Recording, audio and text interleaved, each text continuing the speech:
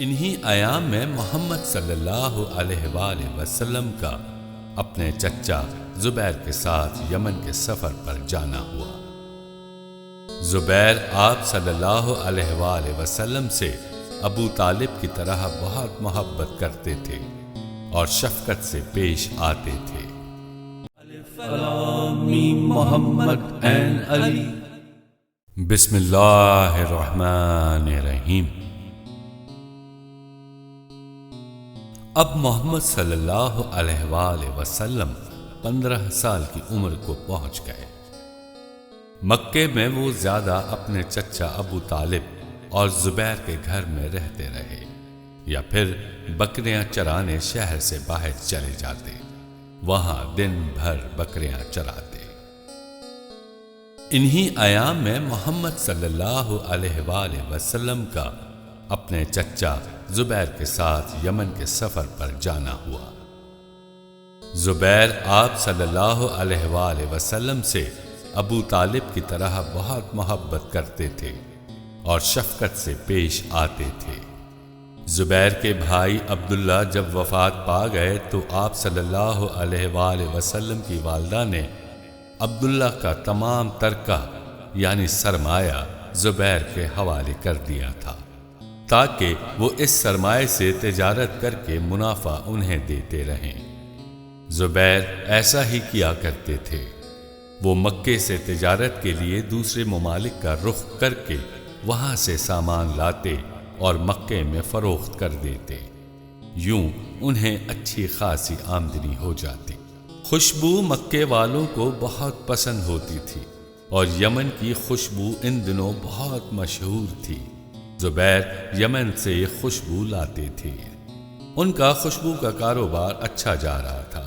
جب حج کے دن ہوتے تو ان دنوں خوشبو کی مانگ اور بڑھ جاتی، یوں زبیر کو اچھی خاصی آمدنی ہو جاتی تھی۔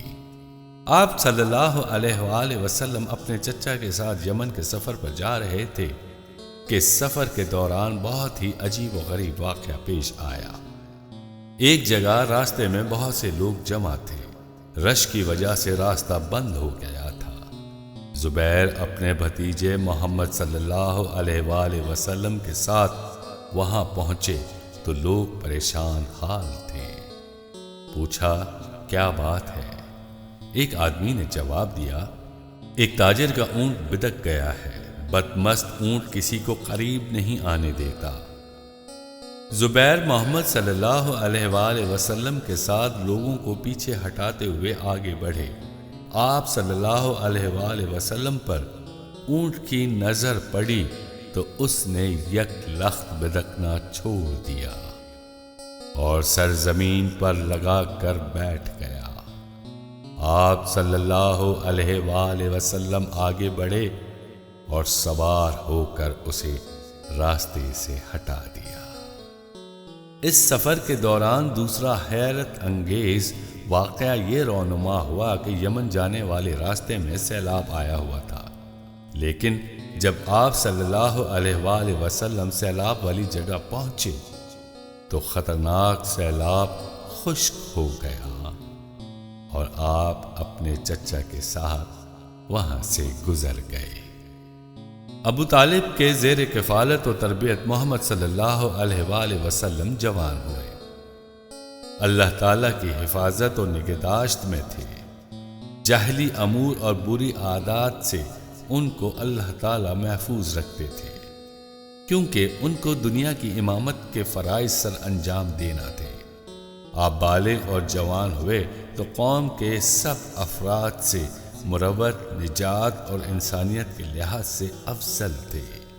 خوش اخلاق تھے، میل ملاپ میں سب سے خوشگوار تھے، باہمی گفتگو اور آداب محفل سے سب سے زیادہ آرستہ تھے، سب سے اچھے تحمل مزاج اور اعلیٰ امانت دار تھے، سب سے بہتر اور سچ کہنے والے تھے، فحش کلامی اور بد زبانی سے کوسوں دور تھے، کسی کو پھٹکار اور ملامت نہ کرتے، بحث و تکرار کرتے کبھی نہیں دیکھے گئے، یہاں تک کہ قوم نے آپ کو امین کے لقب سے پکارا، کیونکہ اللہ تعالیٰ نے آپ کو تمام اعلیٰ اوصاف اور عمدہ خصال سے آراستہ کر دیا تھا۔